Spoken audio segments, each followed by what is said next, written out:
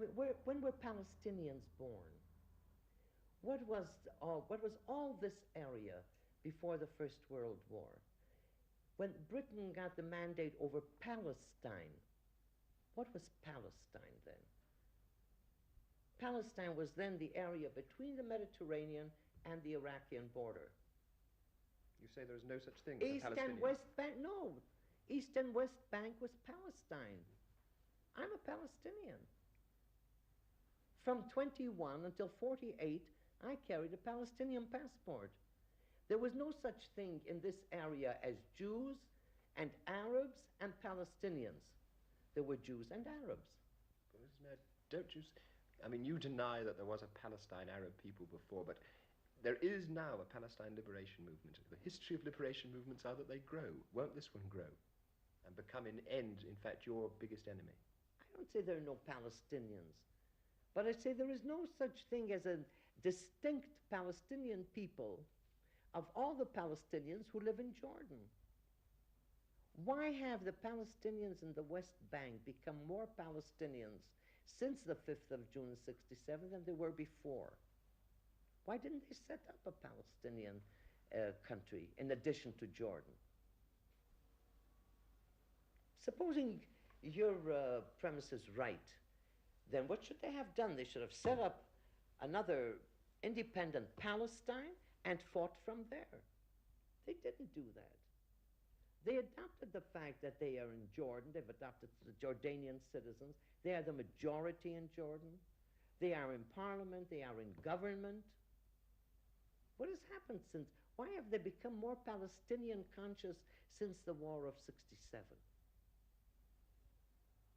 I mean, people, decent people, liberal people, people that are for self-determination, sympathize with Palestinians. Everybody has the right to self-determine except we.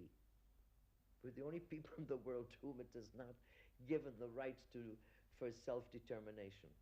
We have to be, evidently, minorities all over the world, and we have no right for independence.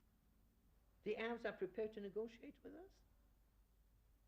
Which Arab? Where? When? If you know of an Arab leader, head of state that wants to negotiate with us, by all means, tell us.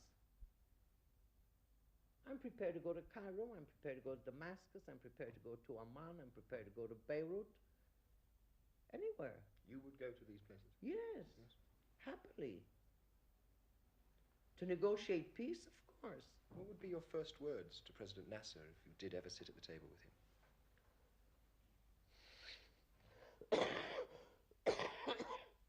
I would say shalom, which means peace.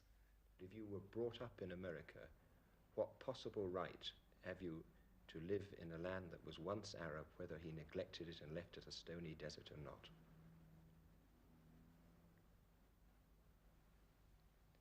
I came here, I came to Merhavia when there was nothing there. This land was deserted for centuries. We were driven out of this land. Is this where history begins?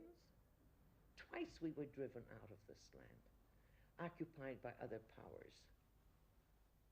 The Arabs, this is the only people, the Jewish people, whose life, independence, dignity depends on this piece of soil.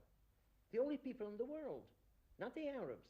They have this entire territory, the entire vast area, 14 independent countries. Isn't time, though, on their side, whatever you do? Why? Because they talk of fighting for 100 years, they talk of their population growing. Isn't time on their side? I don't believe it. You mean you want me to believe that things will never change? That they will go on shooting and killing?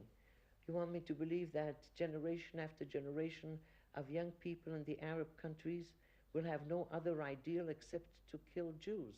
I don't believe it. Prime Minister, thank you very much.